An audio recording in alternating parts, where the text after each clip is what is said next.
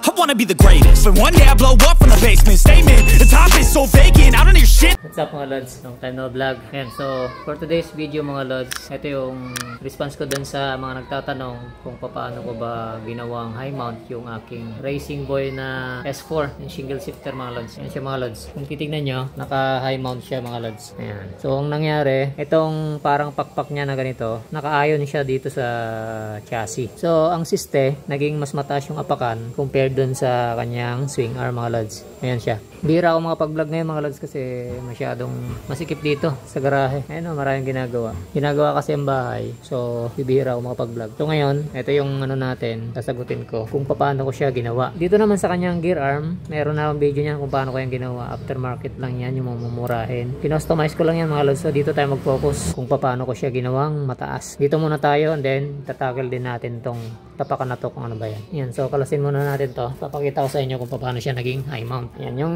stock niyang pattern mga lods, dito yan dapat to. Ito, nandito yan dapat. So, nilihis kong ganyan, kaya umangat tong kanyang tapakan. Yan, makikita nyo rin kung ano yung nilagay ko dun sa likuran para ma-achieve ko yung ganyang tapakan. So, unahin natin dito sa gear shifter side. Tanggalin natin.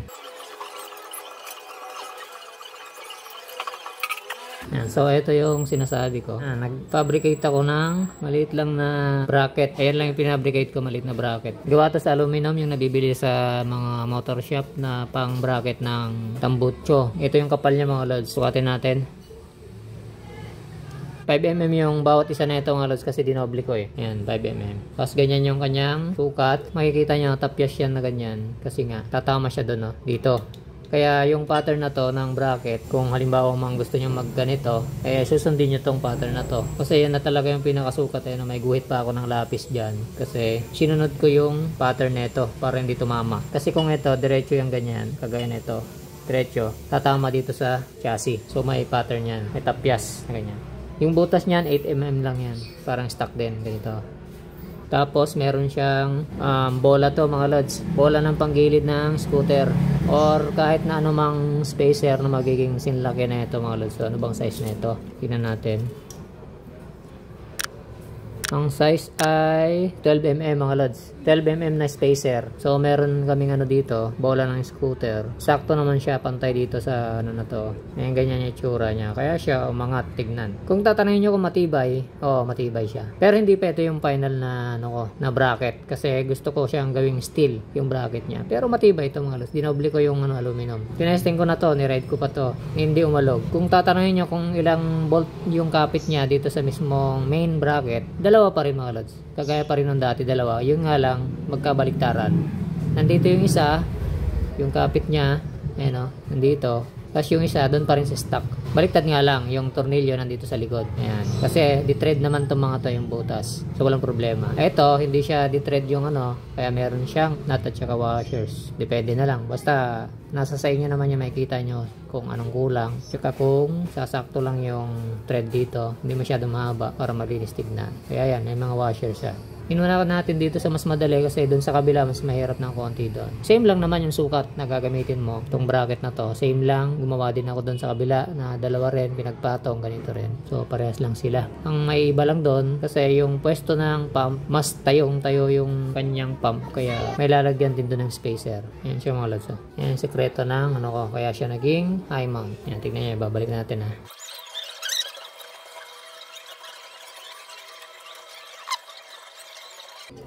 Yan, kaya siya umangat, naging high mount kumbaga. Ngayon, kung tatanong nyo naman, paano kung yung iba na naka-stock mount yung gear pedal dito, yung stock mount. Tingin ko pwede naman mga lods. So, medyo haba lang yung arm, yung kanyang rod. Meron naman siyang kasamang rod eh. Pag bumili ka ng dito, may kasamang rod na mas mahaba, yung pang carb type. So, tingin ko kasya yon. Kung hindi naman, mag-customize ka na lang ng ganito mga lods. Magano ka na lang, GP shift ka na lang. Ayun, so punta naman tayo dun sa kabila, sa may brake side naman. Alright, so dito sa brake side banda, may mga ibang ano dito, modification na nangyari. So, ganun pa rin yung sukat ng bracket. Papakita ko sa inyo. So, kalasin natin.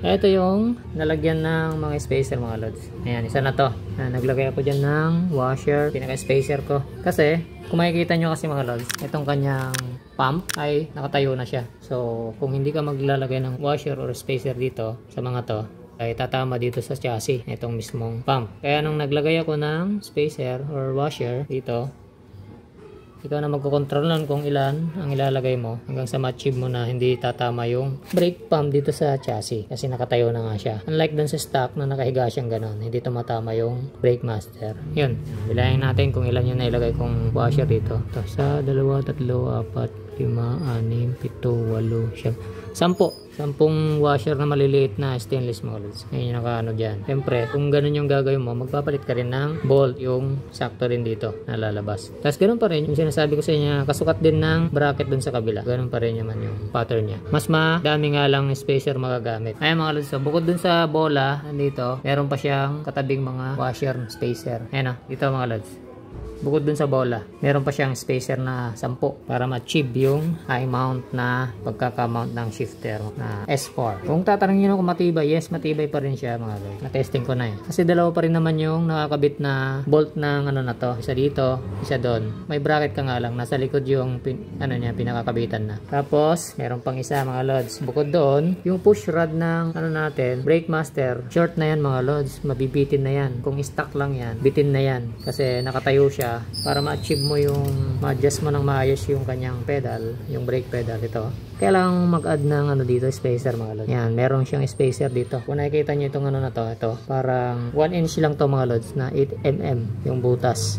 Thread type yan. Bumili ako niyan para umaba yung rod, para ma-adjust mo ng maayos tong na to, pedal na to. Kasi kung di mo binilhan ng extension, ito masyadong mababa, nandito yan nakaganon, nakalaylay. So bumili ako niyan. So China pa yung nabibili. Medyo matagal dumating pero okay naman. Pwede ka rin mag-customize kung gusto mo. Yung mga bolt na pinagdikit-dikit. Halimbawa, bolt na stainless na pinag-welding-welding, ispat-ispatan para makabuo ka ng ganito, para humaba. Ayun lang naman yung pinaka-modification nito para maging high mount.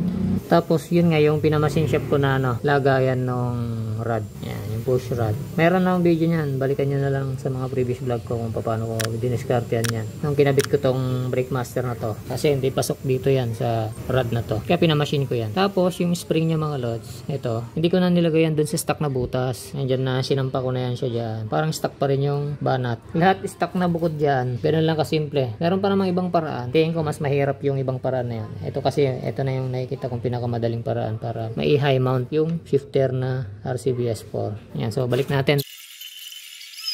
Ayun, tinutukoy ko sa inyo, naging straight na yung brake master pump. Tapos ito, pinaka niya, parang dahon, straight na rin, naka-ion dun sa chassis. So para hindi tumama itong na to, brake master dito sa frame, ayan para di tumama dyan, kaya nagkaroon ng spacer din to.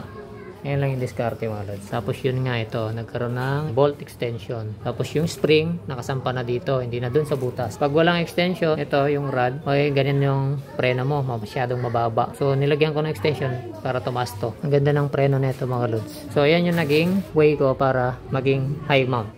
Taas na niya dun sa kanyang swing arm. Ayan, so next naman natin, yung kanyang tapakan. Ito. Pag yung stock kasi na angkasan, nandito yon, dalawa na yon. Masyado malapit dito sa tapakan ng shifter. So bumili ako ng pang Honda GTR 150 na tapakan sa Malaysia. May kasama pa nga yan na bracket. Ayan, pero hindi ko na ginamit yung bracket kasi nagpagawa ko ng bagong bracket para dun sa pipe. Ang mounting nito naman, yung tapakan, para umatras ng konti, gumawa ako ng bracket. Ayan, papakita ko sa inyo, meron bracket yan. Parehas lang yan mga lods dun sa kabila. Kaya dito na lang natin i-mumustra.